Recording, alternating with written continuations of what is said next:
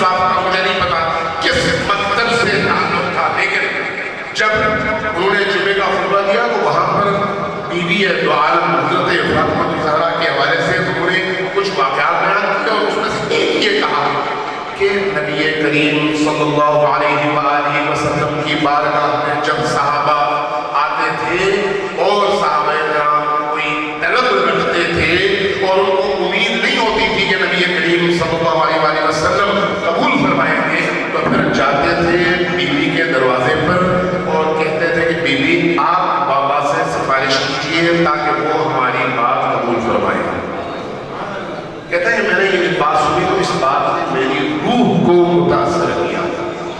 میں نے 2 رکعت نماز پڑھی۔ قدرت اللہ صاحب کہتے ہیں میں نے 2 رکعت نماز پڑھی، نماز پڑھنے کے بعد وہ ہدیہ کیا حضرت بی بی دو عالم فاطمہ الزہرا صلی اللہ علیہا کی بارگاہ میں، اور اس کے بعد بس کیا بی بی آپ کا مقام وہ مقام ہے جو مولوی صاحب نے محراب میں بیان کیا ہے۔ مجھے نہیں پتا کہ اس کے پیچھے سند کی کیا صورت ہے، لیکن میں یہ جانتا ہوں کہ اس بات نے میری روح کو متاثر کیا ہے۔ کیا ایسا ہو سکتا ہے کہ میں اپنے باطنی سفر میں تیزی سے کسی مقام تک پہنچ سکوں؟ اگر ایسا ہو سکتا ہے تو آپ میری شفاعت کیجئے بارگاہ رسالت میں، تاکہ میں بھی روحانی اور باطنی سفر تیزی سے کر سکوں۔ کہتے ہیں اس کے بعد میں دعا کر کے واپس آ گیا، کچھ عرصہ گزر گیا، میں خود بھول گیا۔ کہتے ہیں میرے بھائی اور بھابھی جرمن میں ہوئے، میری جو بھابھی تھی وہ جرمن خاتون تھی جو بعد میں اسلام لائی اور مسلمان ہو گئی۔ ان کا مجھے خط ملا، انہوں نے کہا کہ قدرت اللہ تم نے رسول کریم کی صاحبزادی سے کیا دعا مانگی تھی؟ کہا کیا مطلب؟ کہا کہ میں نے رات خواب میں دیکھا کہ بی بی نے آ کر مجھ سے کہا کہ تم اپنے دیور قدرت اللہ سے کہو کہ میں نے اپنے بابا کی بارگاہ میں تمہاری سفارش کر دی ہے اور انہوں نے بھی قبول کر لیا ہے، اور انشاءاللہ تعالیٰ وہ دروازے تمہارے سامنے کھل جائیں گے۔ اور اس کے بعد قدرت اللہ صاحب نے اپنے تصوف کے حوالے سے اور ان منظروں کے حوالے سے بڑی ڈیٹیلنگ کیا ہے۔ کہنا میں یہ چاہتا ہوں کہ آج بھی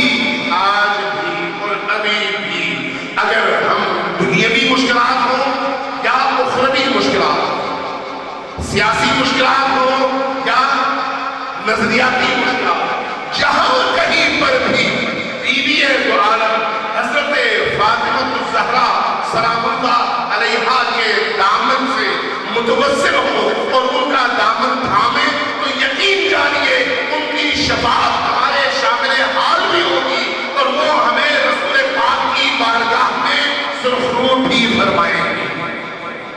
یہ بہت بڑا انعام اور بہت بڑی سعادت ہے اللہ تبارک و تعالیٰ کی طرف سے امت مسلمہ کے لیے۔ میری دعا ہے کہ اللہ تبارک و تعالیٰ دنیا میں بھی اور آخرت میں بھی اہل البیت مسجد پاک اور رسول کریم کے پاکیزہ صحابہ کا دامن ہمیشہ ہمارے ہاتھ میں مضبوطی سے ہمیں تھامنے کی توفیق عطا فرمائے،